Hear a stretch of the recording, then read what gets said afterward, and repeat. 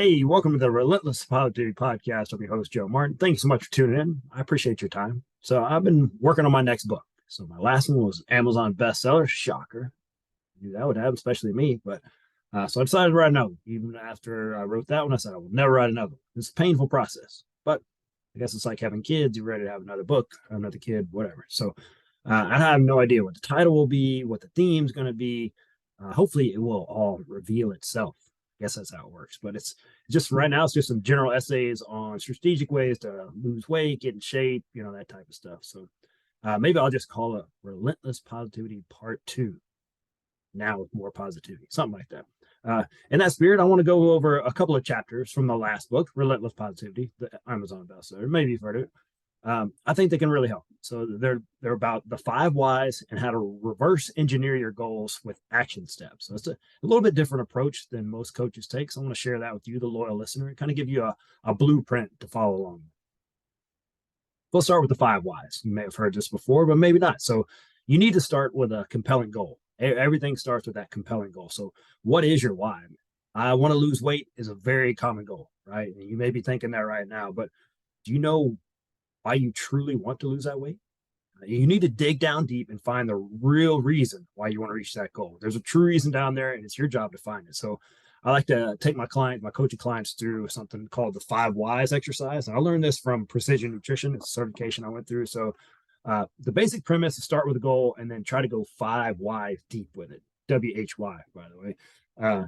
It doesn't always take the 5, and sometimes it takes more, but that's a kind of a sweet spot right there, kind of the 5 whys. So you may not even get that far, but kind of it's a motivating and effective goal is what we're looking for, and this is a great exercise to do it. So I can take you through an example. I used one of my past clients.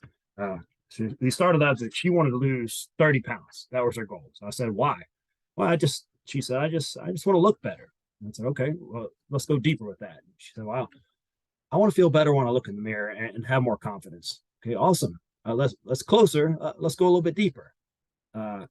Then she got into, I want to be a healthy role model for my daughter. Like, ooh, I think we got something there. Let's dig a little deeper. And then she hit me with this one. I want to lose this weight because I was overweight as a kid and was constantly bullied for it. I developed an unhealthy relationship with food and exercise, and I will not pass that on to my daughter. I will lose this weight the right way and model good behavior for her. Man, I said, wow, I think we got it. So that was a powerful goal for her from that moment on. And compared that raw emotion of that last statement, that I will lose this weight the right way and model good behavior for her, to I want to lose 30 pounds. There's no emotion attached to it. There's nothing attached to that. And it's probably a goal you've had before and you probably hadn't reached it because it's just kind of out there. It's kind of generic. You need to put some emotion behind it. And that's what we're looking for with these 5 whys. And it's not an easy process. And actually it can be pretty painful to go through for a lot of people, especially those like deep-seated emotions that have been with you a long time, especially since childhood. But it's such a potent method of goal setting. It can be life-changing. It's something you really need to try. So that's your homework, is find out what your number one goal is. Right? You may know what that is. And then forge down deep, go through those whys, go down deep and find something that taps in your emotion, the way you can tie that back into your original goal. And it doesn't have to be a negative emotion. As humans, we're either looking to avoid pain, like the example she gave up there, or seek pleasure. And your deep emotion might be tied to seeking pleasure. And that works too. That ties into deep emotional ties right there. So just next, once you do that, find it, write that goal down, put it somewhere you'll see it every day. And every time you look at that goal, you remind yourself why you want it so bad. That's where we're going to start. Okay. Once you got that goal, then we're going to reverse engineer. We're going to break it down. So when you get to the point, the next is you take it into the lab and you start to reverse engineer. You may have heard of that term before. So you want to break your goal up into smaller, more manageable habits and actions that will lead you to success. So you have the goal, but how do you get there? That's the most important part. The goal, that's great, but without a blueprint to get there, kind of worth this, right? So you want to start by picking out about 3 to 5 habits or actions you will need to complete to reach your goal each week. It could be things like exercising 3 days a week, eating out for lunch only 1 day a week, replacing soft drinks with water, that type of stuff. So if your goal is weight loss related, you will need to make adjustments in nutrition.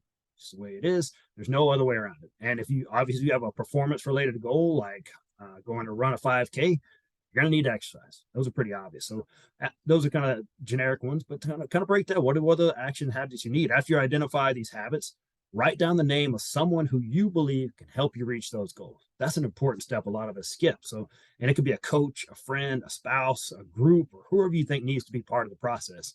Hey, ideally, you're going to have your spouse or significant other in there because that'll make it so much easier. But be prepared to go alone if necessary. They may not be ready to make that life change with you, and that's okay. All right. If they're not there, it's okay. You can go on without. We'll be ready for that. And then let's start breaking it down even more. So, what do you need to do in the next 72 hours to get started? So, I think a lot of us, we have these plans, but we don't put time on it. And we're just like, well, it'll happen. But if you say in the next 72 hours, what do I got to do to get started? It could be something so small, but you got to get it. Put that down, and putting a time cap is going to be huge for that. And what does progress look like in the first week? Is it a pound lost? You completed 3 workouts, you ran around the block. What does progress look like? How can you tell if you're on the right track if you don't do that? So, next, lay out what your first month looks like so you can finally keep yourself on track. What does that first month look like? Put it on the calendar, that type of stuff. Finally, what does progress look like after that first month? So, after that first month, where should you be? Because you don't want to turn around 6 months and be way behind your goal after 1 month. If you're not on track, then we need to make some adjustments, right? So that's why you check in 72 hours, 1 week, and then 1 month. That's a good place to get started. So, and finally, I'd like to tell you about the woman I was talking about earlier who wanted to lose 30 pounds because she was bullied as a kid and didn't want her daughter developing those bad habits. She didn't lose 30. She ended up losing 42. Now, in the end, her success was driven more about being focused on creating good, sustainable habits than just on the weight loss side. I think that was super important. And we decided that would be a better route for her. And here's some of the habits she nailed. So if you need some examples, here's some of the habits she instituted and worked really, really well for her. So eating out less, cooking at home more, and involving her daughter in that process of cooking as well. She came to my classes a few days a week. It doesn't have to be my classes, but my classes are pretty awesome. So it was 3 days a week was kind of her minimum she's wanted to do. And on the off days from class, she was taking walks with her daughter, not only getting more exercise, but modeling that healthy behavior in front of her daughter was pretty awesome. Reading every food label.